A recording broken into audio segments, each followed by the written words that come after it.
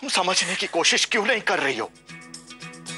अगर आरती का तलाकशुदा होने का सच सुनकर यश और उसके परिवार वालों ने उसे स्वीकार नहीं किया तो कहां जाएगी आरती? क्या करेगी? किसके सहारे जिएगी? शोभा, और ऐसे में प्रशांत अपनी भूल मानकर आरती के पास लौट आता है तो इसमें बुराई क्या है? ये आप कह रहे हैं? और वो भी इतना कुछ हो जाने के बाद? आरती ने प्रशांत के साथ प्यार किया था और कहते हैं ना, पहला प्यार भुलाए नहीं भूलता। कितनी ही बड़ी मजबूरी क्यों ना हो, आरती प्रशांत के पास लौटकर नहीं जाएगी। कभी प्यार किया था उसने प्रशांत से, लेकिन अब नहीं। अब वो यश जी से प्यार करती, यश जी से।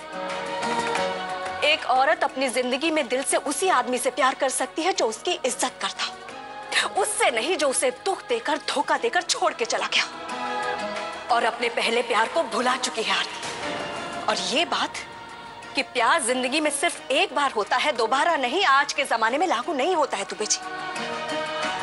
और जहां रिश्तों का टिकना अपने स्वार्थ, अपनी सहूलियत पर निर्भर करता हो, आपने सोच भी कैसे लिया कि आरती प्रशांत को माफ कर देगी?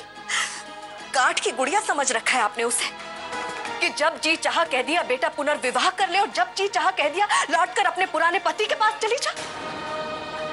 मुझे तो आपकी सोच पर हैरानी हो रही है। और मैं तुम्हारी सोच पर हैरान हूं शोभा। ऐसा क्या रखा है आरती और यश के रिश्ते में जो उन्हें बांध कर रखे, जोड़ कर रखे? अब तक यश ने आरती को अपनी पत्नी स्वीकार नहीं किया है और तुम ही कहती हो ना कि पति पत्नी के रिश्ते में अगर प्यार नहीं हो तो शादी की नींव खोखली हो जाती है। हाँ, कहा था मैंने।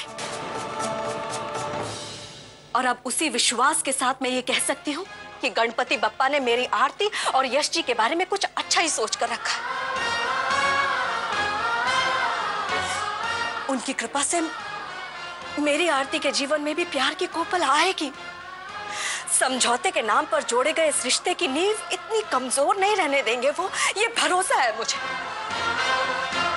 और मुझे पूरा भरोसा है कि आरती और यश जी के जीवन पर छाए दुख और संकट के बादल बहुत जल्दी छट जाएंगे और प्यार की धूप से उनका जीवन फिर से जगमगा उठेगा।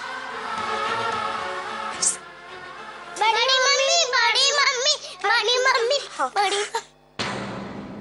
बड़ी मम्मी, मम्मा कहाँ है? मम्मा आपके पापा से मिलने गई है और आपको भी अपने पापा के पास जाना है बेटा। हाँ। मैं भी चलूंगा साथ। बेटी माना है उसे,